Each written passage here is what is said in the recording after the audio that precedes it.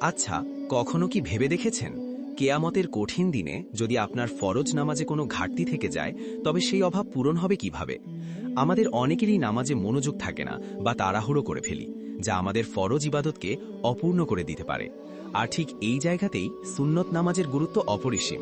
রাসূলুল্লাহ সাল্লাল্লাহু আলাইহি ওয়াসাল্লাম বলেছেন, কেয়ামতের দিন বান্দার হিসাবের সময় যদি ফরজ নামাজে কোনো কমতি দেখা যায়, তখন আল্লাহ তাআলা ফেরেশতাদের বলবেন, দেখো তো আমার বান্দার কোনো নফল বা সুন্নত নামাজ আছে কিনা। যদি থাকে তবে তা দিয়ে ফরজের ঘাটতি পূরণ করে দাও। সুনানে আবু দাউদ, হাদিস নম্বর 732। শুধু তাই নয়, দৈনিক 12 রাকাত সুন্নতে মুয়াক্কাদা নামাজ আদায় করলে আল্লাহ তাআলা জান্নাতে আপনার জন্য একটি ঘর নির্মাণ করবেন। ভাবুন একবার, মাত্র কয়েক মিনিটের এই অতিরিক্ত ইবাদত আপনার জন্য জান্নাতে স্থায়ী ঠিকানা নিশ্চিত করছে। তাই শত ব্যস্ততার মাঝেও সুন্নত নামাজগুলোকে অবহেলা করবেন না। এটি আপনার এবং আল্লাহর মাঝে ভালোবাসার একটি বিশেষ সেতু।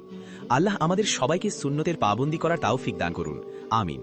এই সুন্দর তথ্যটি আপনার বন্ধুদের সাথে শেয়ার করুন এবং প্রতিদিনের এমন দিনী আলোচনার জন্য আমাদের ফলো করে সাথেই থাকুন।